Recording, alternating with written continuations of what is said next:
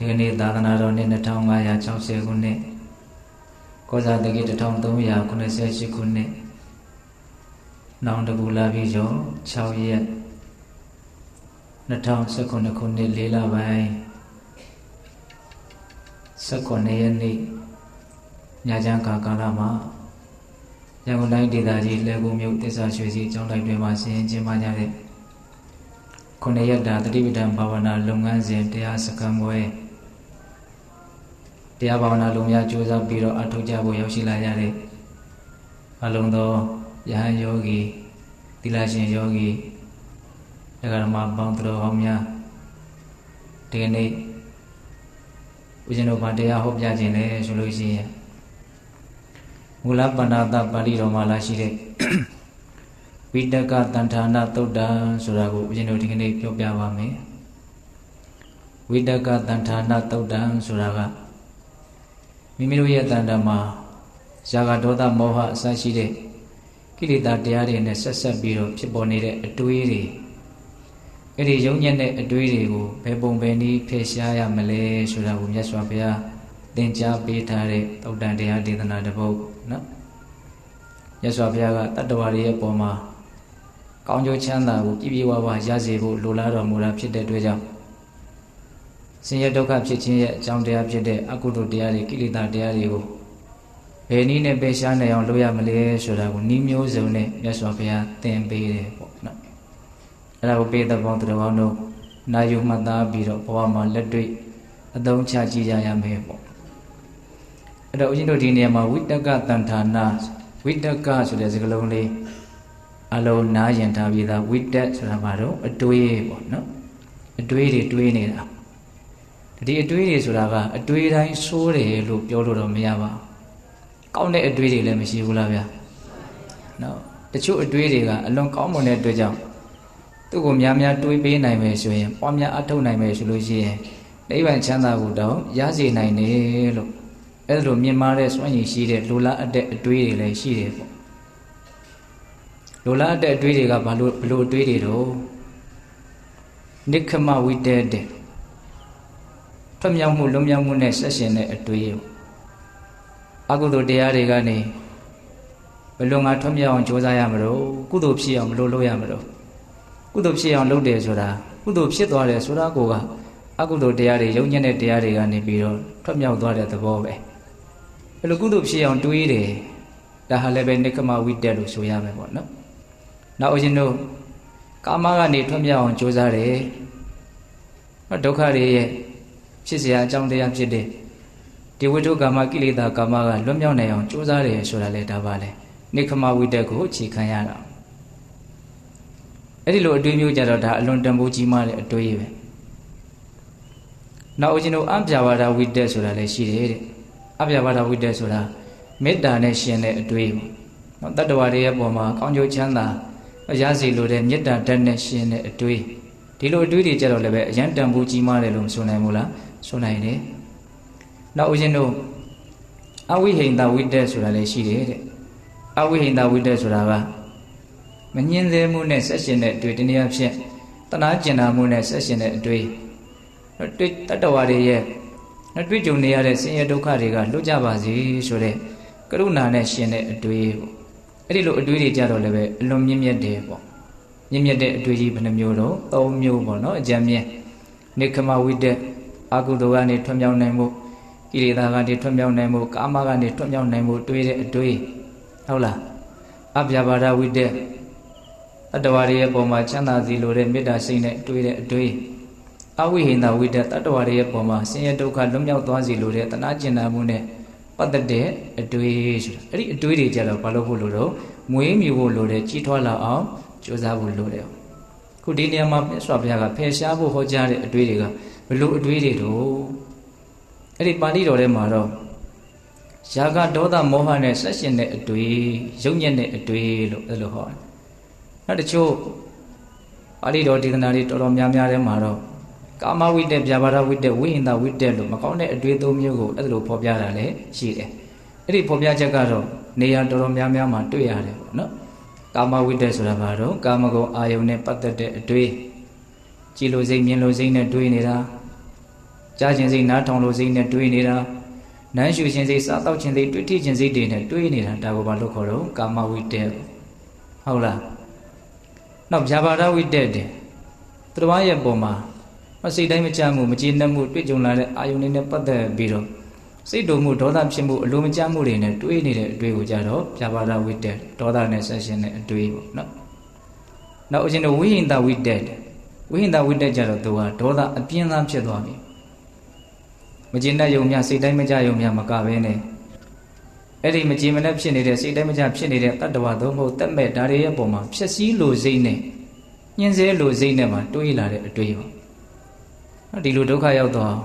ပြောလိုက်ရမှကိုကျင့်တတ်မယ်လှုပ်လိုက်ရမှကိုကျင့်တတ်မယ်ဘလို့ပြောရမလဲဘလို့လှုပ်ရမလဲသူကဆင်းရဲသွားအောင်နော်ကာယကံဝစီကံအဖြစ်ကြိုးစားဖို့စိတ်ကူးတာတွေးတာဒါကိုပြောတော့ဝိဟိန္ဒဝိတ္တအဲ့ဒီကာမဝိတ္တဗျာပါဒဝိတ္တဝိဟိန္ဒဝိတ္တဆိုတဲ့ရုပ်ညက်တဲ့အတွေးတွေကတော့ဆင်းရဲဒုက္ခကိုဖြစ်စေတဲ့အတွက်ကြောင့်ဖယ်ရှားရမယ်အတွေးတွေပေါ့အဲ့ဒါမြတ်စွာဘုရားကဒီသုတ္တံမှာတော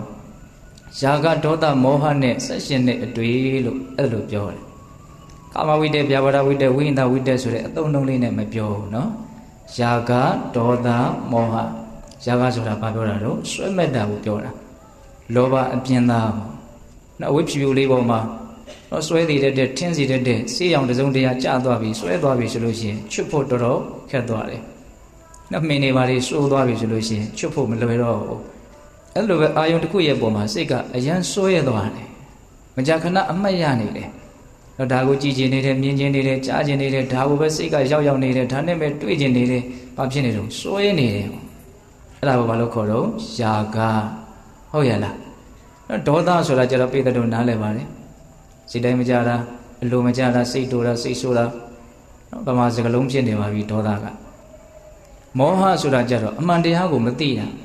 ာဖြစ်ပေါ်နေတာကတစ်မျိုးကိုသိထားတာနားလည်ထားတာကတစ်မျိုးဒီလိုမျိုးဖြစ်နေတဲ့အခြေအနေနဲ့သိနေတဲ့အခြေအနေနဲ့ကထပ်တူမကြဘူးဒါမှပြောတော့မောဟပြောရလို့ရှိရင်တော့သစ္စာလေးပါးအမှန်တရားကိုမသိတာဝါခဏဟာဆင်းရဲတယ်လို့မသိဘူးလူချင်းမမောမှုလောဘတွေဒုက္ခဖြစ်ခြင်းရဲ့အကြောင်းတရားဖြစ်တယ်လို့မသိဘူးလောဘချုပ်ခြင်းတွေဒုက္ခချုပ်ရဖြစ်တယ်လို့မသိဘူးမဂ္ဂင်၈ပါးတွေဒုက္ခချုပ်ရသို့ဆက်ရောက်စေတဲ့တခုတည်းသောလမ်းကြောင်းဖြစ်တယ်လို့ဒါကိုလည်းမသိဘူးအမှန်တရားကြီး၄ချက်ကိုမသိတာကိုမောဟလို့ဒေသနာတော်တွေထဲမှာမြတ်စွာဘုရားအတိပ္ပယ်ဖွင့်ဆိုပြတာကိုများစွာတွေ့ရတယ်ပေါ့ခုဒီမှာမြတ်စွာဘုရားကဖယ်ရှားဖို့ကြိုးစားရမယ်ဖယ်ရှားဖို့ကြိုးစားတဲ့နေရာမှာဘယ်ပုံမနည်းကြိုးစားမလဲလို့သင်ပြထားတဲ့နေရာမှာဖယ်ရှားဖို့ကြိုးစားရမယ်အတွေ့ကဘလို့အတွေ့တော့ယာကဒေါသမောဟနဲ့ဆက်ရှင်တဲ့အတွေ့ယုံညံ့တဲ့အတွေ့ပူလောင်တဲ့အတွေ့အဲ့ဒီအတွေ့တွေဖြစ်လာပြီဆိုရင်ဘလို့လုပ်ရမလဲဆိုတာကိုမြတ်စွာဘုရားသင်ပေးတာဘလို့စပြီးတော့ဟောထားတော့ဆိုတော့ယဟန်တို့တဲ့တရားဘာဝနာလုပ်အားထုတ်ကြတဲ့ပုဂ္ဂိုလ်တွေအတွက်ဒီလိုယာကဒေါသမောဟနဲ့ဆက်ရှင်တဲ့ယုံညံ့တဲ့အတွေးတွေဆိုတာယံဖန်ယံခါဖြစ်လာတတ်တယ်ဟုတ်လားဝိပဿနာဘာဝနာတရားကြိုးစားအားထုတ်ဖို့တော့အခြေခံအဖြစ်တည်ငြိမ်မှုဆိုတဲ့တမာတိကိုရဖို့အတွက်အရင်ကြိုးစားကြရတာရှိတယ်ဟုတ်လားအဲ့ဒီလိုမြင့်မြတ်တဲ့အစဉ်အတန်းရှိတဲ့စိတ်ကိုရအောင်ကြိုးစားတဲ့နေရာမှာဒီယာကဒေါသမောဟနဲ့ဆက်ရှင်တဲ့အတွေးတွေကဖြစ်လာတတ်တယ်တဲ့အဲ့လိုဖြစ်လာပြီဆိုလို့ရှိရင်ဘယ်လိုလုပ်ရမလို့တဲ့နော်နံပါတ်1အာယုံပြောင်းတဲ့နီးနဲ့အဲ့ဒီအတွေးတွေကိုဖယ်ရှားရမယ်ဒါကအကျဉ်းမြင့်လေးဘုံဘုံတို့ကမတိကအနေနဲ့ပြောလိုက်တာပါအာယုံပြောင်းပြရမယ်ဆိုလိုတာကဒီအတွေးတွေကဘာကြောင့်ဖြစ်နေတာတော့ဘာကိုအကြောင်းပြုပြီးတော့ဒီအတွေးဖြစ်နေတာတော့အဲ့လိုဆိုရင်အဲ့ဒီအတွေးဖြစ်ခြင်းရဲ့အကြောင်းတရားကိုမစဉ်းစားတော့ဘူးနော်အကုသိုလ်ဖြစ်ခြင်းရဲ့အကြောင်းတရားတွေကိုမစဉ်းစားတော့ဘူးမတွေးတော့ဘူးကုသိုလ်ဖြစ်ခြင်းရဲ့မြင့်မြတ်တဲ့မွန်မြတ်တဲ့အာယုံကိုပြောင်းပြီးတော့စဉ်းစားဆင်ခြင်ခြင်းအပြင်စောစောကဖြစ်နေတဲ့ယုံညံ့တဲ့အတွေးတွေကိုဖယ်ရှားပြစ်မယ်ပေါ့အာယုံကိုပြောင်းပြစ်လိုက်တာဟုတ်လားအဲ့ဒါကိုမြတ်စွာဘုရားကဥပမာဘယ်လိုပေးတုံးဆိုတော့နော်လက်သမားဆရာကနော်ကြီးတဲ့တက်ကိုနှုတ်ပြခြင်းနဲ့ဆိုလို့ရှိရင်သေးတဲ့တက်နဲ့အရင်ရိုက်ပြီးတော့ချွတ်ရတယ်တဲ့အဲ့ဆိုကြပါစို့ဦးဇင်းတို့ဒါလွှတ်တိုက်တဲ့လူတွေဦးဇင်းတို့ကတော့ရွာမှာနေကြတုန်းကလွှတ်တိုက်တဲ့ဒကာကြီးတွေလွှတ်တိုက်ကြတာကိုတွေ့ရတယ်ဒါလွှတ်ချောင်းကောင်းကောင်းဆွဲလို့ရအောင်နော်ခွဲပြီးသားပြင်ပြားနှစ်ချက်ကြားကိုလွှတ်ချောင်းကြားတဲ့ကိုတက်ကြီးထိုးတာတက်ကြီးရိုက်တာအဲ့ဆိုရင်လွှတ်ဆွဲရတာပို့ပြီးတော့လွှတ်မညက်ဘူးပေါ့ပြီးလို့အဲ့ဒီတက်ကိုနှုတ်ချင်ပြီဆိုလို့ရှိရင်ဘယ်လိုလုပ်အောင်တော့သူ့ရဲ့ရှေ့ကနေပေါ့သူ့ရဲ့နည်းနည်းသေးတဲ့စိုးလေးရိုက်ထည့်လိုက်လို့ရှိရင်စောစောက ကြိုက်ထားတဲ့တက်ကြီးဟာချောင်းပြီးတော့ပြုတ်ထွက်သွားတယ်ဒါမြတ်စွာဘုရားဥမာပေးတာနော်သေးငယ်တဲ့တက်ဆွမေနလို့ဒီလိုလဲသုံးတယ်တန်ချောင်းပါဟုတ်လားသေးငယ်တဲ့တက်ဆွဖြင့်ကြီးတဲ့တက်ဆွကိုရိုက်ချွတ်ပြီးတော့ဆွဲနှုတ်လိုက်သလိုမျိုးနော်မုံမြတ်တဲ့ကောင်းမွန်တဲ့အာယုံကိုပြောင်းပြီးတော့နော်စဉ်းစားလိုက်ခြင်းတွေးတောလိုက်ခြင်းအဖြစ်အာယုံပြောင်းလိုက်ခြင်းအဖြစ်စောစောကဖြစ်နေတဲ့ရုပ်ညံ့တဲ့အတွေ့တွေမှာဖြစ်သွားတော့ပျောက်သွားတယ်တဲ့အဲ့ဒီနီးကအလွန်တရာမှအသုံးတဲ့နီးပဲနော်ကျန်တဲ့နီးတွေလည်းပဲအသုံးသူ့ဟာနဲ့သူတော့တဲပါတယ်နီး၅မျိုးတောင်မြတ်စွာဘုရားပြောတယ်ခုဒီနီးလေးကိုတော့ဦးဇင်းတို့နည်းနည်းလေးဦးစားပေးတော့ပြောခြင်းတယ်အာယုံပြောင်းတဲ့နီးအဲ့ဒါကိုသူ့ရဲ့ဒီသုတ်တံမှာဖွင့်ဆိုတဲ့အထကထာထဲမှာအจิตတဝဖွင့်ဆိုပြတယ်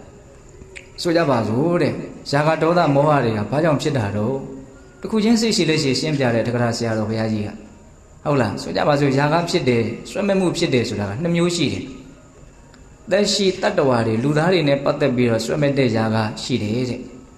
နောက်တက်မဲ့သင်္ခါရဗဟိတနောက်ပစ္စည်းဝိတ္ထုတွေနဲ့ပတ်သက်ပြီးတော့ဆွဲမဲ့တဲ့ဇာကလည်းရှိတယ်တဲ့ဟော2မျိုး꿰သွားတယ်နော်ဆွဲမဲ့မှုဆိုတာလူချင်းချင်းပုံမှာဖြစ်တဲ့ဆွဲမဲ့မှုရှိတယ်ပရိစ္ဆန်လေးတွေရဲ့ပုံမှာဆွဲမဲ့တဲ့ဇာကကောမရှိဘူးလားရှိရနော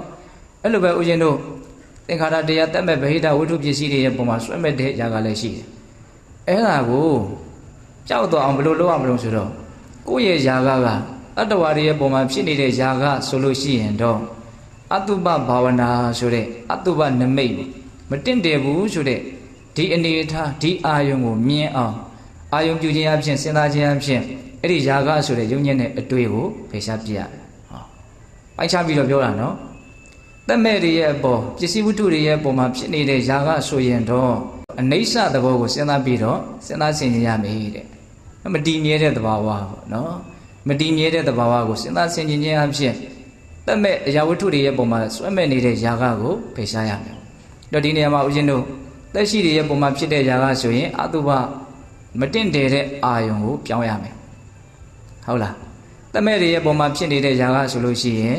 အနိစ္စဆိုတဲ့မတည်မြဲမှုဆိုတဲ့အာယုံကိုပြောင်းယူရမယ်အဲ့တော့အတုပနဲ့ပတ်သက်ပြီးတော့ဒီနေ့ကလည်းပဲဦးဇင်းတို့အများကြီးပြောခဲ့ပါတယ်အဲ့ဒီသုတ်တံမှာဖွင့်ဆိုတဲ့တက္ကရာထဲမှာလည်းအများကြီးပြောထားတယ်တော့ငါဆွဲမဲ့နေတဲ့အရာကတကယ်ဆွဲမဲ့စရာကောင်းလို့လားတကယ်ဆွဲမဲ့စရာဟုတ်သလားကိုယ့်ကိုယ်ပဲစီစစ်ကြည့်ရမယ်တဲ့7ကိုဆွဲမဲ့တာလားနော်သွေးတွေကိုဆွဲမဲ့တာလားအပေါ်ရန်အုပ်ထားတဲ့အရေပြားကိုဆွဲမဲ့တာလားအမာကအယိုးကြီးကိုဆွဲမဲ့တာလာ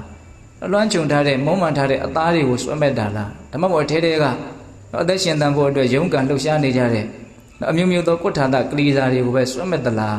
းအဲ့လိုတစ်ခုချင်းစီစစ်ကြည့်မယ်ဆိုရင်တော့ဆွဲမဲ့ခြင်းစရာကောင်းတာတစ်ခုမှမရှိဘူးဆိုတဲ့အဖြစ်မှထွက်မလာဘူးလားထွက်လာတယ်ဒါကပိဋကတို့တတိချာချာမှတ်ရမယ့်အရာပေါ့နော်ကိုယ့်ရဲ့ဇာကတိတက်ရှိတွေရဲ့ပုံမှာဖြစ်နေတယ်ဆိုရင်ဘာလို့ရမှာတော့အတုပါဆိုတဲ့အာယုံကိုပြောင်းရမယ်တက်မဲ့တွေရဲ့ပုံမှာဖြစ်နေတဲ့ဇာကဆိုရင်တော့အနိစ္စဆိုတာကိုအသုံးချရမယ်အာမတည်မြဲတာမဟုတ်ဘူးအခိုက်အတန့်ကာလတစ်ခုမှပဲဖြစ်ပေါ်နေတဲ့အရာတွေလို့အဲ့ဒါလို့စဉ်းစားရမယ်ပေါ့ဟုတ်လားအဲ့လိုနီးနဲ့ဇာကနဲ့ဆက်ရှင်တဲ့အတွေ့ကိုပြောင်းအောင်ဖြောင်းရမယ်တခါဒေါသဆိုကြပါစို့ဟောဒေါသကလည်းပဲဦးဇင်းတို့တတ္တဝါတွေရဲ့ပုံမှာဖြစ်တဲ့ဒေါသရှိတယ်တချို့အသိဉာဏ်အလွန်နေတဲ့ပုံကိုယ်တွေကြတော့တတ်မဲ့အရာဝတ္ထုတွေရဲ့ပုံမှာတောင်ဖြစ်တဲ့ဒေါသလည်းရှိတယ်ဟုတ်တယ်မဟုတ်လားနော်ဘာမှမဟုတ်တဲ့ပစ္စည်းဝတ္ထုစကြတော့ခလုတ်တိုက်တယ်ဆိုရင်အဲ့ဒီခလုတ်ကြီးအဲ့ဒီတိုက်မိတဲ့ຢာကြီးကိုစိတ်တူတာမရှိဘူးလားတခါလေပစ္စည်းကိုသုံးရင်းနဲ့အစင်မပြေဘူးဆိုဒီပစ္စည်းကိုထုခွဲပြစ်ခြင်းသိတဲ့ပေါက်လာတယ်နော်ဒီခါလေဖုံးတွေကကြောင်းနေတာမျိုးဟုတ်လားလိုင်းရမကောင်းတာမျိုးဆက်ကြားလာလုံနေကြားတချို့ကဘာဖြစ်တော့အဲ့ဒါကိုပေါက်ခွဲပြစ်ခြင်းတာမျိုးရှိတယ်ချို့ပေါက်ခွဲပြစ်တာရှိတယ်နော်ဘုံကြောင့်မှာကိုရင်တစ်ပါးရှိတယ်တော်တော်စိတ်တူတယ် MP4 ဆက်ကလေးတွေ MP3 လေးဆိုသူ့ဒီဆိုအကောင့်တစ်ခုမှမရှိဘူးနည်းနည်းလောက်ကိုယ်ကဖြစ်တာနဲ့အထုပလိုက်ပြီသူကဒါဘာဖြစ်တာတော့တတ်မဲ့တွေရဲ့ပုံမှာဒေါသဖြစ်တာလက်သက်ရှိတွေရဲ့ပုံမှာဒေါသဖြစ်တယ်ဆိုရင်တော့ဘာကိုအသုံးပြုရမလို့ဘလို့အာယုံပြောင်းရမလို့မေတ္တာအာယုံပြောင်းရမယ်တဲ့တတ္တဝါတွေရဲ့ပုံမှာနောက်ချမ်းသာစီလိုတဲ့မေတ္တာစိတ်ရဲ့မွန်မြတ်ပုံကိုနားလည်ပြီးတော့နောက်တတ္တဝါတွေရဲ့ပုံမှာချစ်ခင်မြတ်နိုးတဲ့စိတ်ချစ်ခင်မြတ်နိုးတဲ့စိတ်ဆိုတာကအလွယ်ပြောလိုက်တာပါကောင်းကျိုးချမ်းသာကိုလိုလားတဲ့စိတ်ကိုပြောတာဟုတ်လားကောင်းစေခြင်းနဲ့ချမ်းသာစေခြင်းနဲ့စိတ်ကိုမေတ္တာဒီနေရာမှာအောဩဇာတစ်ခုရှိတာကဒီစိတ်ပေါ်မှာပဲအဓိကမူတည်တယ်ဆိုတာလေးကိုနားလည်စေခြင်းတယ်ဒေါသဖြစ်တယ်ဆိုတော့လည်းပဲဒီတတ္တဝါတွေကိုအာယုံပြုပြီးတော့ဖြစ်တာမေတ္တာဖြစ်တယ်ဆိုတာလည်းဒီတတ္တဝါတွေကိုပဲအာယုံပြုပြီးတော့ဖြစ်တာဘာဖြစ်အောင်လုပ်မလဲဆိုတာကိုယ့်ပေါ်မှာအများကြီးမူတည်တယ်ဟုတ်လား မေတ္တာဖြစ်အောင်လုပ်မယ်ကွာမေတ္တာရဲ့ကောင်းကျိုးလေးတွေကိုနားလည်ပြီးတော့ဒါကမွန်မြတ်တယ်နော်ဒါကအစင်တန်းရှိတယ်ဒါကလှုပ်တဲ့နဲ့ဖြစ်တဲ့နဲ့ဟောဒီလိုယုံကြည်မှုလေးနဲ့မေတ္တာဖြစ်အောင်လုပ်လိုက်မယ်ဆိုတော့လည်းပဲမေတ္တာကဖြစ်သွားပြန်တာပဲဟုတ်တယ်မဟုတ်လားဒါကြောင့်တတ္တဝါတွေရဲ့ပုံမှာဖြစ်တဲ့ဒေါသကိုတော့မေတ္တာတရားနဲ့ဖိတ်ရှားနိုင်ရမယ်တမဲ့တွေရဲ့ပုံမှာဖြစ်တဲ့ဒေါသကိုကြတော့ဘာလို့ဓာတုမနတိကာရနဲ့ဖိတ်ရှားရပေတဲ့ဓာတ်တဘာဝမင်းပထဝီဓာတ်ကိုစိတ်တူတာလားမာတဲ့သဘောပြောတဲ့သဘောကြီးကိုစိတ်တူတာလားမဟုတ်ဟုတ်လားဒါမှမဟုတ်ယိုရှိနေတဲ့သဘောကြီးကိုစိတ်တူတာလားအာဘောဒါမှမဟုတ်ပူတဲ့သဘောနှွေးတဲ့သဘောကိုပဲစိတ်တူနေတာလားတွန်းကန်နေတဲ့သဘောလှုပ်ရှားနေတဲ့သဘောကိုပဲစိတ်တူတာလားလို့ခွဲချမ်းဝေဖန်ပြစ်လိုက်မယ်နော်ဓာတ်နဲ့ခွဲချမ်းဝေဖန်ပြစ်လိုက်မယ်ဆိုရင်သုံးတော့ပစ္စည်းပစ္စည်းပုံမှန်တရံလေးတောင်ဘာဖြစ်သွားတယ်နော်ပျောက်သွားနိုင်တယ်မောစိတ်ထဲမှာတော့ဘာကိုစိတ်တူမှာစိတ်တူရရှာလို့မတွေးတော့ဟုတ်လားဒါကြောင့်ပိဿပေါင်းသူတော်ကောင်းတို့နော်ဒေါသနဲ့ဆက်ရှင်တဲ့အတွေးကိုတော့တတ္တဝါတွေနဲ့ပတ်သက်လာရင်မေတ္တာကိုအသုံးပြုရမယ်တမဲ့တွေနဲ့ပတ်သက်လာရင်နော်ဓာတုမနတိကာရကိုအသုံးပြုရမယ်အမှတ်မိဖို့လိုတယ်နော်ဇာကနဲ့ပတ်သက်လာရင်သက်ရှိတွေဆိုရင်တော့အတုပကိုအသုံးပြုရမယ်တမဲ့တွေဆိုရင်တော့အနိစ္စကိုအသုံးပြုရမယ်ဒေါသနဲ့ပတ်သက်လာရင်သက်ရှိဆိုရင်မေတ္တာကိုအသုံးပြုရမယ်တမဲ့ဆိုရင်ဓာတုမနတိကာရကိုအသုံးပြုရမယ်ဒါကမြတ်စွာဘုရားပြောပြထားတဲ့ဘဝမှာတကယ်ကိုအသုံးတည့်တဲ့ပညာရေးလို့ဆိုနိုင်ပါတယ်ဟုတ်လားအပညာသင်နေကြတာပဲနော်ပရိနိစ္စပိပညာကိုသင်နေတာဒီပညာကဘဝမှာချမ်းသာဖို့အတွက်အလွန်တရာမှနော်အသုံးတည့်တဲ့အလွန်တရာမှတန်ဖိုးကြီးမားတဲ့ပညာလို့ဆိုနိုင်မို့လားဆိုနိုင်တယ်တခါမောဟနဲ့ဆက်ရှင်တဲ့အတွေးတွေကြတော့ဘယ်လိုလုပ်မလဲတဲ့အဲ့ဒါကိုလည်းပဲအထက်ကရာမှာဖွင့်ပြထားတာရှိတယ်ဒီနေ့မှာမောဟဆိုတာမှန်မှန်ကန်ကန်မသိတာဆုံးဖြတ်ချက်မချနိုင်ဘူးတိုးလို့တွေးတော့ပြီးတော့နော်ဝိသိကိစ္စတွေဘာတွေလဲတခါတလေဖြစ်လာတာရှိတယ်ဟုတ်လားမဝေခွဲနိုင်ဘူးမဆုံးဖြတ်နိုင်ဘူးမသိရတာကိုကဆင်းရဲတာကြီးတစ်မျိုးဖြစ်တာမျိုးတခါတလေကြုံရဘူးလိမ့်မယ်မောဟထင်ရှားလာတာပေါ့နော်အဲ့ဒီလိုမျိုးမောဟနဲ့ဆက်ရှင်တဲ့အတွေးတွေဖြစ်လာပြီဆိုရင်တော့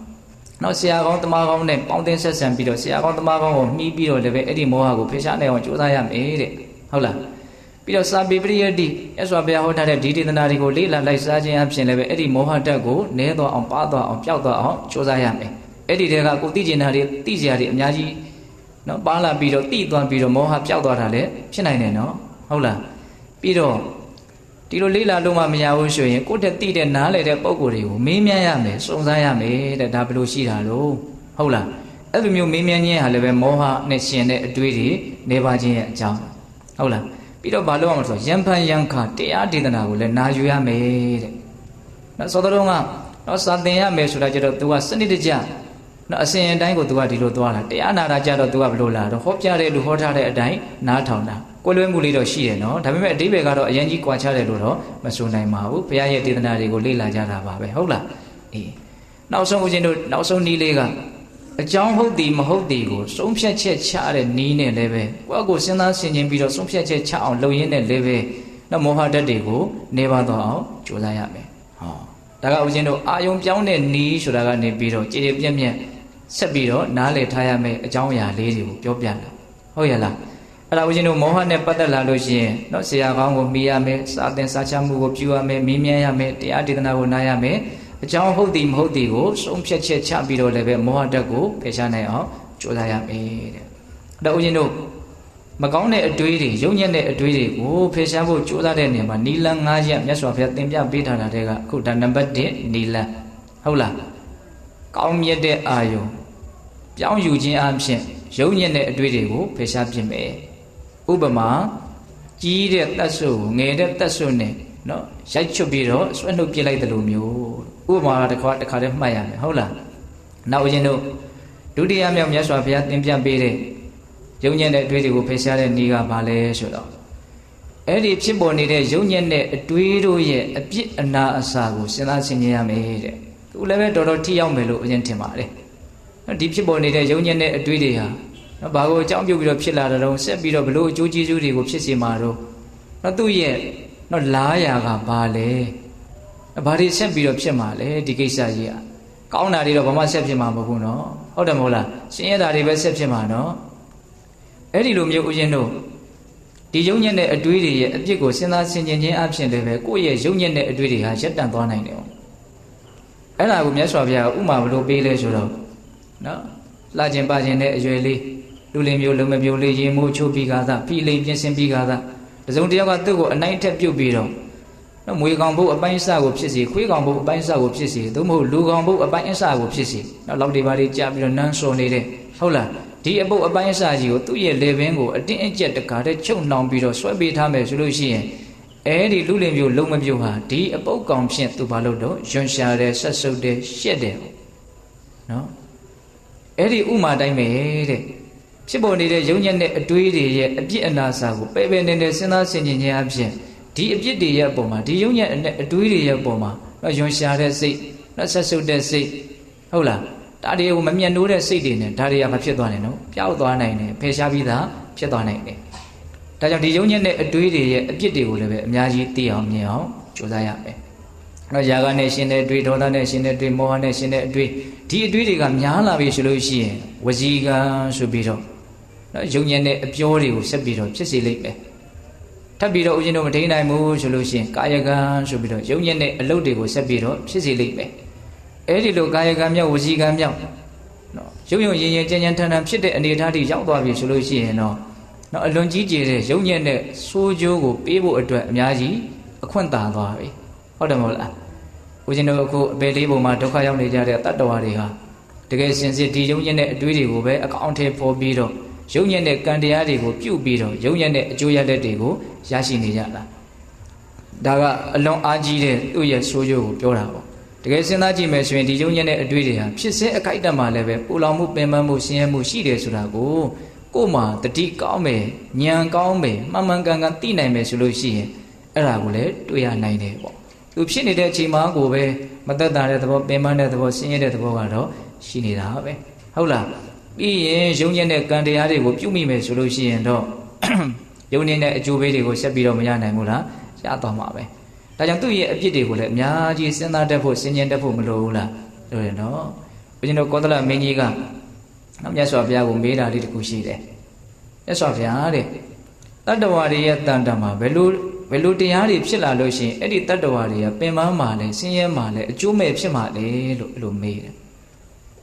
ဒီတော့မြတ်စွာဘုရားကတခါကြီးတတ္တဝါတွေရဲ့တန်တမှာလောဘဒေါသမောဟဆိုတဲ့ဒီတရားစိုးတွေဖြစ်လာလို့ရှိရင်အဲ့ဒီတတ္တဝါတွေဆင်းရဲလိမ့်မယ်အဲ့ဒီတတ္တဝါတွေပင်ပန်းလိမ့်မယ်အဲ့ဒီတတ္တဝါတွေမချမ်းမသာနေရလိမ့်မယ်လို့အဲ့လိုမြတ်စွာဘုရားဟောတယ်အဲ့ဒီသုတ်တန်လေးရှိတယ်အဲ့ဒီသုတ်တန်လေးရဲ့အဆုံးသတ်မှာနော်စိတ်ဝင်စားတဲ့အကောင်းတဲ့ဥမာလေးနဲ့ပြီးပြီးတော့မြတ်စွာဘုရားဟောထားတဲ့ဂါထာလေးရှိတယ်ဒါပိတတို့ကြာဝေးသားလည်းဖြစ်ကောင်းဖြစ်နိုင်တယ်လောဘောဒေါသောစမောဟစပုရိတံပပစေတတံဟိန္တန္တိအတ္တတံဗုဒ္ဓတဇတာရဝတံဖလံတတ္တဝါတွေရဲ့တန်တမှာလောဘဒေါသမောဟဆိုတဲ့နော်အလိုဆန္ဒတွေမကျေနပ်မှုတွေတူဝေမိုင်မဲမှုတွေဒါတွေဖြစ်လာပြီဆိုလို့ရှိရင်တဇတာရဝတံဖလံအခွန်လေးရဲ့အနှစ်ရှိတဲ့အပင်ရဲ့အသီးဟာအဲ့ဒီအပင်ကိုပဲပြန်ပြီးတော့တတ်တယ်လို့မျိုးအဲ့ဒီလောဘဒေါသမောဟကအဲ့ဒီတတ္တဝါကိုအသေးတက်လိမ့်မယ်လို့အဲ့လိုဟောတာအခွန်လေးရဲ့အနှစ်ရှိတဲ့အပင်ဆိုတာဘာပြောတာလဲဝါပင်တို့ကျူပင်တို့ပြောတာနော်ဝါပင်ရဲ့ဝါသီးဟာဝါပင်ကိုတတ်တယ်ကျူပင်ရဲ့ကျူသီးဟာကျူပင်ကိုတတ်တယ်ငပြောပင်ရဲ့ငပြောသီးဟာငပြောပင်ကိုတတ်တယ်ဟုတ်လားပေပင်ရဲ့ပေသီးဟာပေပင်ကိုတတ်တယ်ဒါကတတ်တလို့ဒီဦးဇင်းတို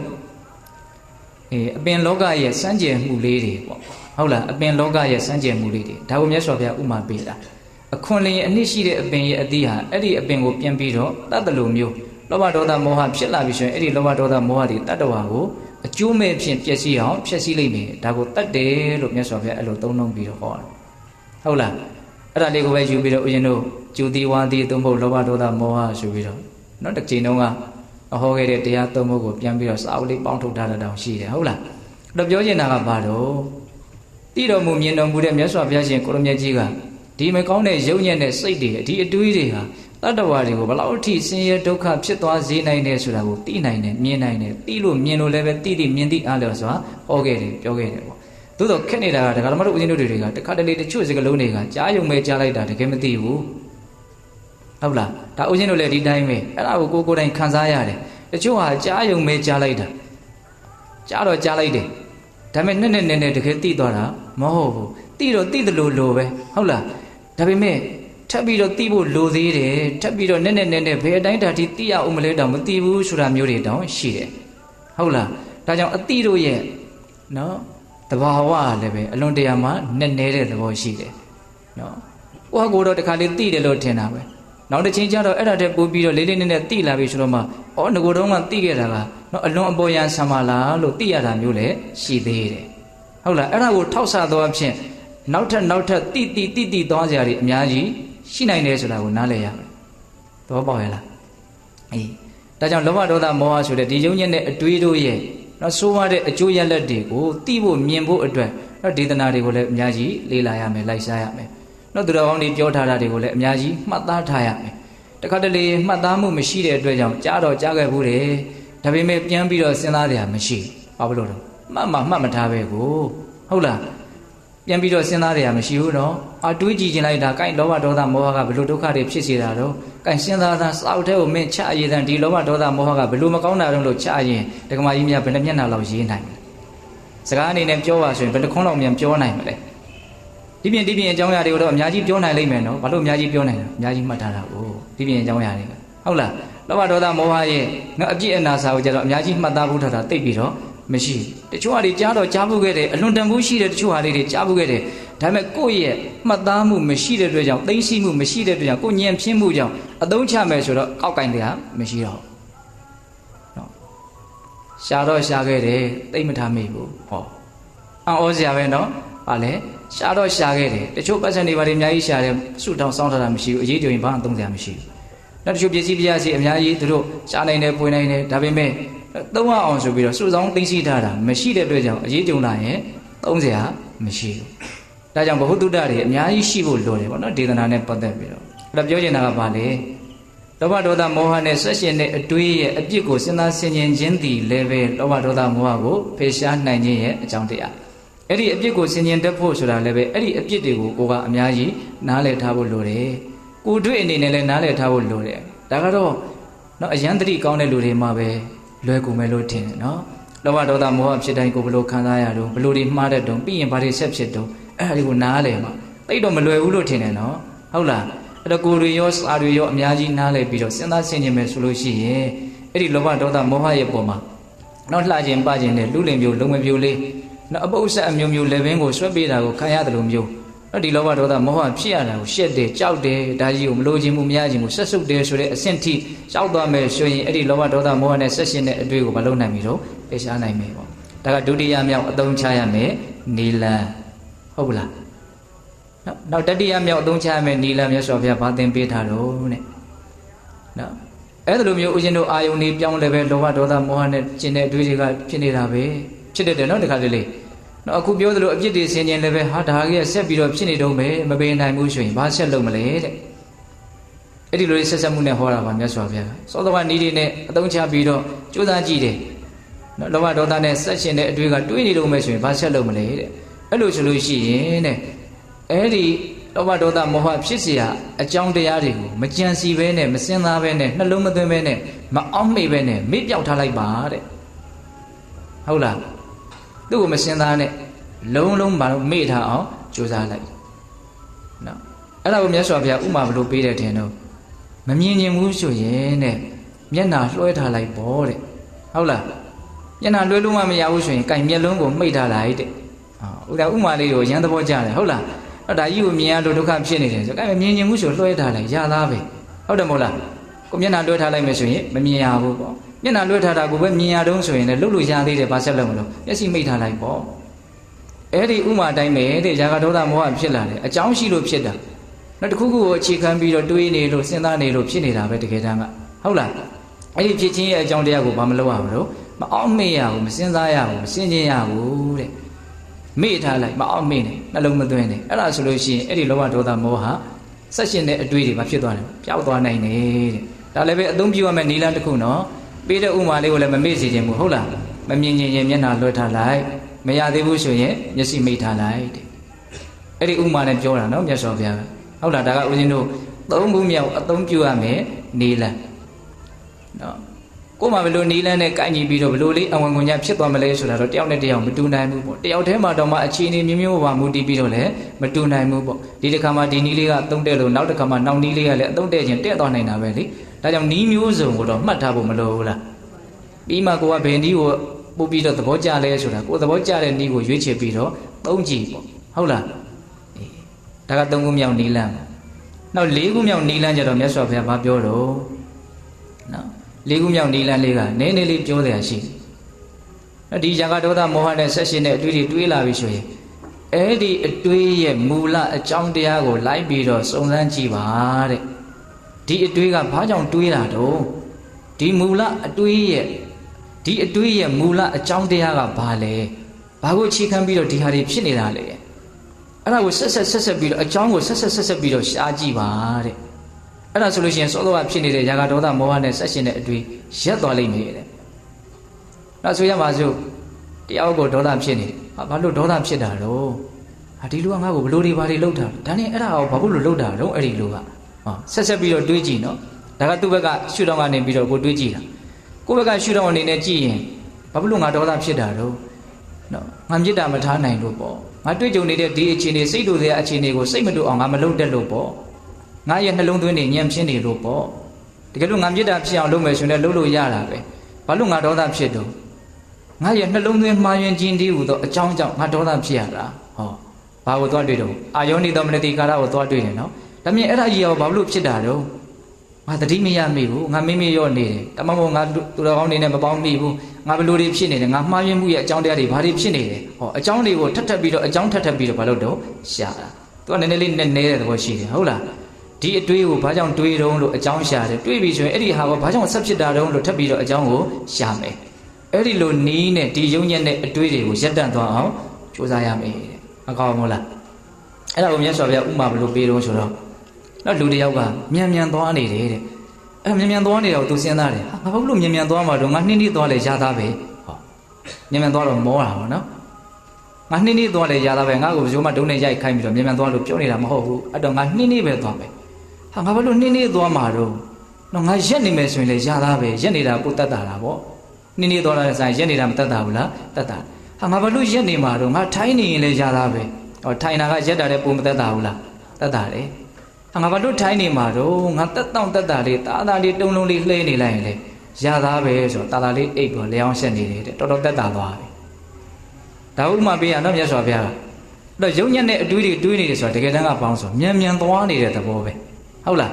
းဒီအတွေးရဲ့အကြောင်းတရားတွေကိုရှားပြီးရှင်ဒါနှင်းလေးသွားတဲ့သဘောဖြစ်သွားတယ်နည်းနည်းတက်တာသွားတယ်ဘာကြောင့်ဒီအတွေးတွေဖြစ်လာလဲလို့အကြောင်းတရားကိုရှားပြီးတော့အဲ့ဒီအကြောင်းတရားကိုပေးနိုင်မယ်ဆိုလို့ရှိရင် तू ရက်တန့်သွားပြီပြီးရင်ပေးနိုင်မယ်ဆို तू ထိုင်သွားပြီပြီးရင် तू လျောင်းဆက်သွားပြီဒါကအထက်ကရာထဲမှာပြတတ်တဲ့နှိုင်းရှင်ထားတဲ့ဥမာဥမေယဆက်ပြီးတော့ပြောထားတာလေးကိုပြောတာပါမြတ်စွာဘုရားကတော့အဲ့လောက်ကြီးအသေးစိတ်ပြီးတော့မပြောပါဟုတ်လားမြတ်စွာဘုရားကတော့ဒီအတွေးရဲ့မူလအကြောင်းတရားကိုရအောင်ရှာရမယ်စဉ်းစားကြည့်ရမယ်ဟုတ်လားအဲ့ဒါလို့ဆိုလို့ရှိရင်အဲ့ဒီအတွေးရက်တန့်သွားနိုင်တယ်ဥပမာဘာကြောင့်ငါမြန်သွားမှာလဲငါနှင်းသွားမယ်ဘာကြောင့်နှင်းသွားမှာလဲငါရက်မယ်ဘာကြောင့်ရက်နေမှာလဲငါထိုင်ပြလိုက်မယ်ဘာကြောင့်ထိုင်နေမှာလဲငါအိတ်ရှက်ပြလိုက်မယ်ဆိုလိုတာကနီးမျိုးစုံနဲ့ဒီယုံညံ့တဲ့အတွေးတွေရဲ့အကြောင်းတရားကိုရအောင်ရှာပြီးတော့ဒီအတွေးတွေကိုရက်တတ်အောင်အားထုတ်တတ်အောင်အဲ့ဒါကိုအရင်တို့အဲ့ဒီအပွင့်တက္ကရာထဲမှာနော်ဇတ်တော်လေးတစ်ခုကိုတောင်သူကဥပမာအနေနဲ့ပြပြီးတော့ရှင်းပြတာရှိတယ်အဲ့ဒီဇတ်တော်လေးကပေးတဲ့တို့ကြားဥပါတယ်ဒုတုပဇတ်ဆိုတာဥရှင်တို့ငယ်ငယ်တုန်းကမူလာတန်းမှာဘယ်အတန်းမှာလဲတော့မသိဘူးအဲ့ဒီဇတ်တော်လေးကိုပုံမြင်လေးအနေနဲ့သင်ရတာရှိတယ်နော်မြေပြိုပြီးဆိုပြီးတော့ယုံတကောင်ကပြေးတာကြားဘူးတယ်မဟုတ်လားနောက်ယုံတကောင်ကနောက်အုတ်ရှိပင်အောက်မှာအိတ်တာနောက်အုတ်ရှိပင်အောက်မှာအိတ်တာအဲ့ဒီအုတ်ရှိပင်သားမှာထမင်ကလည်းရှိတယ်နောက်ထမင်ရှိပြီဆိုရင်တော့ထွေး6တွေပါတွေကလည်းကျွေးနေတာရှိတာပေါ့ဟုတ်လားအဲ့ဒါသူကအဲ့ဒီထွေး6နာလေးကပ်ပြီးတော့အိတ်ပြောနေတာအဲ့ဒီလိုကောင်းကောင်းနှိမ့်နှိမ့်ချာချာအိတ်နေတော့မှာပဲနောက်အုတ်ရှိပင်ပေါ်ကအုတ်ရှိသေးကအဲ့ဒီထွေး6ပါကိုကျွေးကြတယ်ဘုံမနိုင်တိုင်းကနေဖြစ်သွားမှာပေါ့နော်ဒုဒုပဆိုတဲ့အတန်ကြားဒုဒုံဒုံဆိုတဲ့အတန်ကြားလိုက်တယ်ဆိုတဲ့သဘောပါအဲ့ဒီအတန်ကြားလိုက်တာနဲ့လန့်လို့ပြီးတော့တခါတည်းထပြေးတော့တာပဲသူကငိုတော့မှစဉ်းစားနေတာဘလို့စဉ်းစားနေတာတော့ငါမြည်မြန်းပြိုရင်ဘယ်မြန်းပြေးရပါမလို့သူကစဉ်းစားနေဟုတ်လားအဲ့လိုစဉ်းစားနေတော့ကိုအဲ့ဒီအတန်ကြီးကကြားလိုက်တာတိုက်ဆိုင်မှုပေါ့နော်အဲ့ဒီလိုအတန်ကြားတာကသူစဉ်းစားနေတော့ကြီးကိုနော်သူငိုတော့မှစဉ်းစားခဲ့တဲ့အခြေအနေရှိတယ်နော်အဲ့ဒီအချိန်မှာအိပ်ပျော်နေတော့မှပဲအဲ့ဒီအတန်ကြားလိုက်တော့တခါတည်းမြည်ပြိုပါပြီဆိုပြီးတော့ထပြေးအဲ့ဒီလိုပြေးတဲ့ခါကျတော့တမင်နေနဲ့တွေ့တော့ဘာလို့ပြေးတာတော့မေးတယ်တဲ့တမင်နေဟာမြေပြိုပြီမင်းတို့မသိဘူးလားပြေးကြဆိုတော့ဟိုကောင်တွေကလည်းဘုရားဝါဒနဲ့ပြေးတယ်ဟာသူတို့ပြေးကြတာကိုကြည့်ပြီးတော့တောဝက်တွေကလည်းပဲဘာလို့ပြေးတာလဲမြေပြိုပြီဆိုတော့ဟိုးနဲ့ပြေးတော့အုပ်စုကြီးဖြစ်သွားတယ်အုပ်စုကြီးဖြစ်သွားတော့နောက်ထပ်မြင်တဲ့ကောင်တွေဘာလို့ပြေးတော့မြေပြိုတယ်အုပ်စုလိုက်ပြောတယ်ဆိုတော့ကျန်တဲ့လူကလည်းယုံတယ်ပေါ့နော်ကျန်တဲ့တတ္တဝါတွေ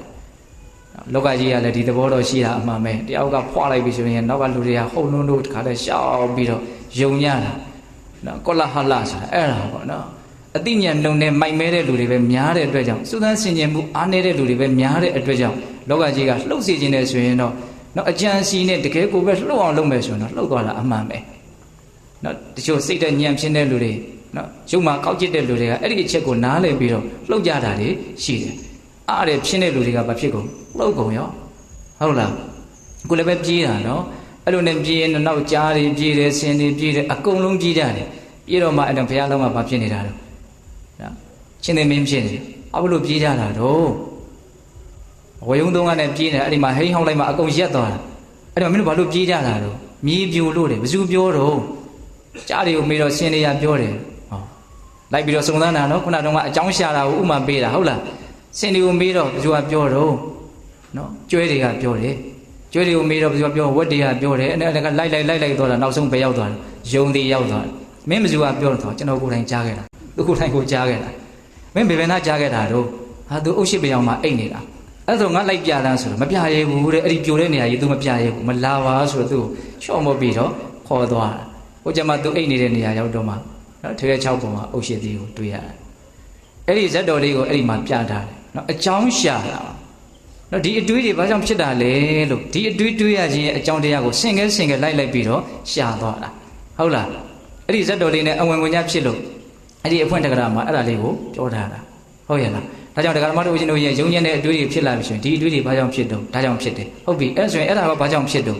ဆက်ပြီးတော့ဘာလို့မလို့ရှာပါအဲ့ဒါလိုတွေးလိုက်တာနဲ့ကိုပဲစောစောကယုံညံ့တဲ့အတွေးကဘာဖြစ်သွားလို့အခါပြတ်သွားတယ်နော်သူတွေးချိန်ဆက်တွေးချိန်မရဟုတ်တယ်မဟုတ်လားဒါကြောင့်အဲ့ဒီနီးလေးလည်းပဲပိဋကပေါင်းတို့ဦးဇင်းတို့သုံးကြည့်ဖို့မလိုဘူးလားလိုတယ်ငါဘာကြောင့်မြန်သွားမှာတော့နင်းသွားမှာပေါ့ဘာကြောင့်ရက်နေမှာတော့ငါထိုင်လိုက်မှာပေါ့ဘာကြောင့်ထိုင်မှာတော့ငါတက်တာဆုံးဖြစ်တဲ့ဣရိယာပုနဲ့ငါအိတ်နေလိုက်မှာပေါ့ဒီဥမာလေးလည်းမကောင်းဘူးလားကောင်းတယ်နော်၄ခုရှိသွားပြီဟုတ်လားနောက်၅ခုမြောက်မိမိတို့ရဲ့ယုံညံ့တဲ့အတွေးတွေကိုဘယ်လိုခွာမလဲအဲ့ဒီလိုစောစောကနီလန်း၄ရက်နဲ့ကြိုးစားခဲ့တဲ့အထုတ်ခဲ့တဲ့သို့တော်ရက်တဲ့အခါရက်ပြီးတော့ခဏနေတော့ဒီအတွေးတွေကပြန်ဖြစ်လာပြန်နေဆိုရင်နောက်ထပ်သုံးကြည့်စရာနီလန်းတစ်ခုအဲ့ဒါကကျတော့မြတ်စွာဘုရားဘယ်လိုဟောပြတော့ဆိုတော့အန်ကြည့်ပြီးတော့တောက်ခောက်ပြီးတော့စိတ်ကိုစိတ်နဲ့ပင်မအောင်ဖိနှိပ်ပြီးတော့ကြိုးစားလိုက်ပါတဲ့နော်အန်ကြည့်တာကိုမြတ်စွာဘုရားဘယ်လိုဟောတော့ဆိုတော့နောက်အပေါ်သွားဖို့အောက်သွားဖြင့်ပင့်ထောက်ရင်နော်တောက်ခောက်တာကိုနော်ရှာကိုလှိပ်ပြီးတော့အာကောင်ကိုထောက်ပြီးတော့အဲ့ဒါမလုပ်တာတောက်ခောက်တာကိုပြောတာနော်ဟုတ်လားအဲ့လိုမျိုးဦးဇင်းတို့စိတ်ကိုစိတ်နဲ့ဖိနှိပ်တယ်စိတ်ကိုစိတ်ဖြင့်ပင်ပန်းစေတယ်ဘာဘူးလို့မရရမှာတော့ကိုလုံနေကြကမ္မထအာယုံတစ်ခုကိုဆွဲဆွဲမြဲမြဲနော်စိတ်ကိုပင်ပန်းအောင်လုပ်ပလိုက်တယ်ဘယ်လိုနည်းနဲ့လုပ်ပလိုက်ငါမဖြစ်ဖြစ်အောင်လုပ်မယ်မရရအောင်လုပ်မယ်ဟုတ်လားကောင်းတဲ့ဘက်မှာတင်းပလိုက်တာဘယ်ဘက်မှာတင်းတယ်ကောင်းတဲ့ဘက်မှာတင်းလိုက်တာဟုတ်လားအဲ့ဒီနည်းရလည်းပဲတစ်ခါတလေအများကြီးအသုံးတည့်နိုင်တယ်နော်ဟုတ်ရဲ့လားအဲ့ဒါကိုမြတ်စွာဘုရားဥမာဘယ်လိုပေးတုံဆိုတော့အားအလွန်ကောင်းတဲ့ယောက်ျားတစ်ယောက်ကနော်ကျမကြီးဖောက်ပြန်ပြီးတော့အရင်ချွေရင်းနေတဲ့လူမမာတစ်ယောက်နော်အားအလွန်နဲနေတဲ့လူတစ်ယောက်ကိုနော်ခေါင်းကနေလက်ပင်ကနေကင်ပြီးတော့လက်ဖက်နှစ်ဖက်ကိုချုပ်ပြီးတော့တခါတည်းသူ့ကိုအတင်းဖိနှိပ်ညှစ်ပစ်ထားလိုက်တယ်လို့မျိုးဟုတ်လားကောင်းတာဖြစ်အောင်လုပ်မယ်မကောင်းတာတွေမဖြစ်စေရဘူးဆိုရင်မုံမြတ်တဲ့စိတ်အားကောင်းတဲ့စိတ်နဲ့စောစောကယုံညံ့တဲ့အတွေ့အကြုံဖြစ်နေတဲ့နော်အားငယ်တဲ့စိတ်ဘာလို့ပြန်လို့ဖိနှိပ်ပစ်လိုက်တယ်တော့ပေါ့ရလားဗျမရရအောင်ကြိုးစားမယ်ဆိုတဲ့စိတ်နဲ့ကြိုးစားပါတဲ့နော်ဒီလိုယုံညံ့တဲ့အတွေ့အကြုံကိုဖယ်ဖို့ကြိုးစားလို့ဥက္ခန္ဓာမှာဘာမှထိခိုက်သွားကြအကြောင်းမရှိပါဘူးဖြစ်ဖြစ်အောင်လုပ်မယ်ဆိုပြီးတော့အဲ့လိုလုပ်လိုက်မယ်ဆိုရင်အဲ့ဒီခံယူချက်ကြောင့်ကိုပဲဘာဖြစ်သွားနိုင်တော့ယုံညံ့တဲ့အတွေ့တွေရပ်သွားနိုင်တယ်နော်ဟုတ်ရဲ့လားအဲ့တော့ဦးဇင်းတို့ပေးတဲ့ပေါင်းတော့နီလန်းတစ်ခုပေးထားတော့ဗျာ၅ခုပေးထားတယ်အဲ့ဒီနီလန်း၅ခုကိုနော်ကိုနဲ့တင့်တော်တဲ့နော်နီလန်းကိုရွေးချယ်ပြီးတော့စူးစမ်းကြည့်ရမယ်ဒီလန်း၅ခုစလုံးတင့်တော်နေတာလည်းဖြစ်နိုင်တယ်နော်ဟုတ်ရဲ့လားဒါကြောင့်မြတ်စွာဘုရားရှင်ကိုရမြတ်ကြီးရဲ့နောက်လုံးစုံကိုတည်တော်မူတဲ့တပ်ပညုတဉာဏ်ကိုယုံကြည်ပြီးတော့ယုံညံ့တဲ့အတွေးတွေကိုဒီနီလန်း၅ရက်နဲ့ဖြစ်ဖြောက်လို့ရနိုင်တယ်ဆိုတာကိုနားလည်ပြီးတော့နောက်တရားဓမ္မတို့ဦးဇင်းတို့ရဲ့ဘဝမှာပူလောင်မှုရှုပ်ထွေးမှုဆင်းရဲဒုက္ခများစွာကိုဖြစ်ပေါ်နေစေတဲ့နောက်လည်းပဲဖြစ်ပေါ်နေစေအောင်မယ်နော်ဒီမကောင်းတဲ့အကြောင်းတရားတွေဒီမကောင်းတဲ့အတွေးတွေကိုဖယ်ရှားဖို့အတွက်ဒီနီလန်း၅ရက်ကိုအသုံးပြုရမယ်အဲ့တော့အသုံးပြုခြင်းတယ်ဆိုလို့ရှိရင်တစ်ချိန်မှာအသုံးပြုနိုင်ဖို့အတွက်ဒီနီလန်းကိုဘာလုပ်ထားဖို့လို့မှတ်သားထားဖို့လိုတယ်နော်ဟုတ်တယ်မို့လားမှတ်သားထားဖို့လိုတယ် နော်မှတ်သားမထားဘူးဆိုရင်အခုတော့နားလည်လိုက်တယ်ဟုတ်တယ်ဒါပေမဲ့မှတ်သားမထားဘူးဆိုရင်နောက်တစ်ချိန်အသုံးချမယ်ဆိုရင်ဘယ်ကစပြီးတော့ကောက်ကန်လိုက်ရမှတော့သိမှာမဟုတ်ရလားဒါကြောင့်တော့သင်ယူတယ်ဆိုတာဘာလို့ဖို့လဲလို့မှတ်သားဖို့လဲလို့တယ်စွဲသွားဒါကိုထက်ကမှတ်ထားဖို့လို့တယ်ဘလို့လုပ်ရမလဲဒီနီးလန်းကိုမလုပ်ထားတော့မှတ်ထားဖို့လို့တယ်နော်အဲ့ဒီမှတ်သားမှုများမှကိုယ့်ရဲ့စိတ်ထဲမှာတစ်ချိန်မှာသုံးနေတယ်ဆိုရင်သုံးလို့ရမှာဟုတ်ရလားဒါကြောင့်ဦးဇင်းတို့နော်မှတ်သားမှုအားကောင်းအောင်လည်းပဲနော်တတိကြီးထားပြီးတော့နားထောင်တတ်ဖို့လည်းလိုတယ်ဟုတ်လားအတိပ္ပယ်ကိုနားထောင်တဲ့ကိုကစရှင်းရှင်းလင်းလင်းဖြစ်အောင်လည်းပဲဆွေးဆိုင်နားထောင်ဖို့လည်းလိုတယ်ပေါ့နော်နားထောင်တော့ကနားလေခဲမှဟုတ်လားဒါကစိတ်ထဲမှာပို့ပြီးတော့ဆွဲတဲ့သဘောလည်းရှိတာ哦နားထောင်တော့ကိုကစဥလေလေဖြစ်နေတယ်ဆိုလို့ရှိရင်ပြီးရင်တော့ဘာမှတောင်အစားရှာလို့ရမှာမဟုတ်ရလားအေးဒါကြောင့်ဦးဇင်းတို့ပြည်သက်ပေါင်းတို့ဒီနေ့ညနော်ဝိတကတဏ္ဍာနာသုတ်တံရုံညင်တဲ့အတွေ့အကြုံကိုဘလို့ဖေရှားမလဲဆိုတဲ့နီလန်9ရက်မြတ်စွာဘုရားရှင်ကိုရမြတ်ကြီးပေးတော်မူခဲ့တယ်နော်အတွေ့အကြုံတိုင်းရုံညင်တယ်လို့ဆိုလိုတာမဟုတ်ဘူးဆိုတာကိုလည်းပြောခဲ့တယ်နော်နိခမဝိတက်နော်ထွတ်မြောက်မှုနဲ့ဆက်ရှင်တဲ့အတွေ့အပြာပါဒဝိတက်မေတ္တာနဲ့ဆက်ရှင်တဲ့အတွေ့အဝိဟိန္ဒဝိတက်မငြင်းစေမှုတဏှာကရုဏာကျင်နာမှုနဲ့ဆက်ရှင်တဲ့အတွေ့ဒီအတွေ့တွေကြတော့ဘာလို့ရမလို့ကြည်ထွားလာအောင်မွေးမြူရမှာဟုတ်လားအခုဖေရှားဖို့ကြိုးစားမဲ့အတွေ့တွေကဇာကဒေါသမောဟနဲ့ဆက်ရှင်တဲ့အတွေ့ဟုတ်ရလားနံပါတ်1အသုံးပြုရမယ့်နိလန်းကအာယုံကြောင်းတဲ့နေဟုတ်လားအာယုံကြောင်းတဲ့နေမြင့်မြတ်တဲ့အာယုံစားထိုးမယ်ပေါ့နော်ຢာကဖြစ်တဲ့ဆိုရင်တတ္တဝါတွေနဲ့ပတ်သက်တဲ့ဖြစ်တဲ့ຢာကကိုဘာနဲ့ဖယ်မလဲအတုပါနဲ့ဖယ်မယ်ဟုတ်လားတက်မဲ့တွေနဲ့ပတ်သက်ပြီးတော့ဖြစ်တဲ့ຢာကကိုအနိစ္စနဲ့ဖယ်မယ်နော်ဒေါသဖြစ်ပြီးဆိုရင်တတ္တဝါတွေနဲ့ဖြစ်တဲ့ဒေါသကိုဘာနဲ့ဖယ်မလို့မေတ္တာနဲ့ဖယ်မယ်ထပ်ပြီးတော့တရားကစစ်တော်တာဟုတ်လားနော်တက်မဲ့တွေနဲ့ပတ်သက်ပြီးတော့ဖြစ်တဲ့ဒေါသကိုကြတော့ဓာတုမနတိကာလနဲ့ဖယ်မယ်နော်မောဟနဲ့ပတ်သက်ပြီးတော့ဖယ်ရှားတဲ့နိလန်းကိုတော့နော်ဆရာကောင်းတမကောင်းအမိပြုပြီးတော့နေရမယ်စာသင်မှုကိုပြုရမယ်ပရိယတ္တိစာပေပေါ့နော်မေးမြန်းစုံစမ်းမှုလုပ်ရမယ်နော်တရားဒေသနာကိုအခါအားလျော်စွာနာယူရမယ်အကြောင်းဟုတ်သည်မဟုတ်သည်ကိုကိုယ်တိုင်ဆုံးဖြတ်နိုင်အောင်ကြိုးစားပြီးတော့ဆုံးဖြတ်ရမယ်ဟုတ်လားဒါဆိုလို့ရှိရင်မောဟဓာတ်တွေကိုဖယ်ရှားနိုင်တယ်ပေါ့ဒါနံပါတ်1နေ့နောက်နံပါတ်2ကပါတော့အပြစ်ကိုစဉ်းစားဆင်ခြင်တဲ့နေ့နော်ဒီຢာကဒေါသမောဟနဲ့ဆက်ရှင်တဲ့အတွေးတွေဟာနော်ယုံညံ့တဲ့ကာယကံဝစီကံမနောကံတွေကိုဖြစ်စေပြီးတော့ယုံညံ့တဲ့အကျိုးပေးတွေကိုဆက်လက်ပြီးတော့ဖြစ်ပေါ်စေလိမ့်မယ်လို့အ ਨੇ ဆုံးတော့အဲ့ဒါလောက်အပြစ်ကိုနားလည်ထားဖို့မလိုဘူးလားအဲ့လိုအပြစ်ကိုတက္ကစဉ်းစားဆင်ခြင်မယ်ဆိုရင်လည်းပဲဒီယုံညံ့တဲ့အတွေ့ဟာပျောက်သွားနိုင်တယ်ဥပမာ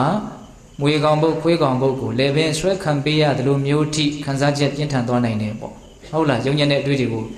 ဖြောက်ခြင်းစိပေါက်ပြီးတော့နော်ပျောက်အောင်လုံနိုင်သွားတဲ့အနေအထားထိရောက်သွားနိုင်တယ်ပေါ့နောက်နံပါတ်3ကပါတော့မအောင်မေးနဲ့မစင်စားနဲ့မစင်ချင်းနဲ့နှလုံးမသွင်းနဲ့အဲ့ဒီကိစ္စနဲ့ပတ်သက်ပြီးမေ့ပြောက်ထားလိုက်ဥပမာမမြင်ချင်းရင်မကြည့်နဲ့ပေါ့မျက်နှာလွှဲထားပေါ့ဟုတ်လားအဲ့လိုမှမရဘူးဆိုရင်မျက်စိမိတ်ထားလိုက်ပေါ့ဟုတ်လားနောက်နံပါတ်4ကမှပြောတော့နော်ကြံစီစဉ်းစားခြင်းရဲ့အကြောင်းမူလအကြောင်းတရားတွေကိုလိုက်ပြီးတော့ရှားရမယ်ဒီတွေ့တွေဘာကြောင့်ဖြစ်တာတော့လို့အကြောင်းတရားကိုလိုက်ပြီးတော့ရှားရမယ်ငါဘာလို့မြန်သွားမှာတော့နှင်းသွားမှာပေါ့ဘာလို့နှင်းသွားမှာတော့ငါရက်မှာပေါ့ဘာလို့ရက်နေမှာတော့ငါထိုင်မှာပေါ့ဘာလို့ထိုင်မှာတော့ငါအိတ်ရက်နေမှာပေါ့လို့ဟောအဲ့ဒါတော့မြတ်စွာဘုရားပေးတဲ့ဥမာပေါ့ဟုတ်လားနောက်ဦးဇင်းတို့၅ခုမြောက်နေရပါတော့အန်ကြိတ်၍တောက်ခေါက်၍နောက်ဖြစ်ပေါ်နေတဲ့ဒီမကောင်းတဲ့စိတ်ကိုနောက်ကောင်းအောင်ဖြစ်အောင်လုပ်မယ်ဆိုတဲ့စိတ်နဲ့ဘာလို့တော့ဖိနှိပ်ပြီးတော့ပင်ပန်းစေပြီးတော့ကောင်းအောင်ဖြစ်အောင်ကောင်းတာဖြစ်အောင်ကြိုးစားရမယ်ဟုတ်လားဥပမာအာကောင်းမောင်းတန်ယောက်ျားသည်အာအင်ချိနေတဲ့ယောက်ျားကိုအကုန်လုံးနော်ကိုင်ချုပ်ပြီးတော့ဖိနှိပ်ညှစ်ပစ်လိုက်တယ်လို့မျိုးပေါ့နော်ကိုယ့်ရဲ့စိတ်ကို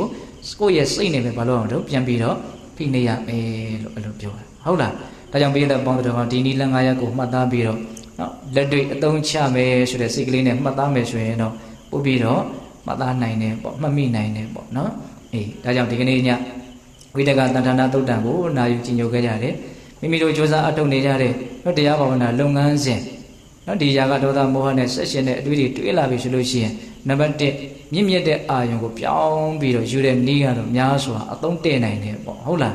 ဒါကြောင့်အခုနော်ဒီခန္ဓာမှာဖြစ်ပေါ်နေတဲ့သဘာဝတရားတွေရဲ့ပုံမှာသတိထားနေခြင်းကိုကစပြီးတော့မြင့်မြတ်တဲ့နော်အနေအထားကိုရောက်အောင်ကိုကြိုးစားနေရမရောက်ဘူးလားရောက်တယ်နော်ဟုတ်လားဒါကိုလည်းပဲနားလည်ဖို့လိုတယ်နော်ဒါကြောင့်အပမဒါဆိုတဲ့တတိတရားလက်ကင်ထားပြီးတော့ပေတပေါင်းသူတော်ကောင်းတို့နောက်ဆုံးအားရှိတဲ့မြတ်တရားဘာဝနာလုပ်ကိုကြိုးစားအထောက်ပြီးတော့နောက်ဆုံးမဲ့ညာဘုရားမျက်နှိပ်ပံကိုမျက်မှောက်ပြုတ်နိုင်ကြတဲ့သူတော်ကောင်းတွေဖြစ်ကြပါစေလို့ဦးဇင်းတို့ဆန္ဒပြုပြီးတော့ဒီကနေ့ညပေတပေါင်းသူတော်ကောင်းတို့ပြုလုပ်ကြိုးစားထားကြရတော့ဒါနသီလသမာဓိပညာကုသိုလ်ကောင်းမှုအစွတ်စွတ်ရဲ့စွမ်းတတ္တိကြောင့်တ တရားတပည့်တော်တို့သည်မဲ့ညာပူညာမျက်နှိပ်ပံကိုလင်းမြန်ထုတ်ချောင်းမျက်မှောက်ပြုပါရစေကုန်သောဟုပတ္တနာအောင်စုပြုကြကုန်ရာတည်း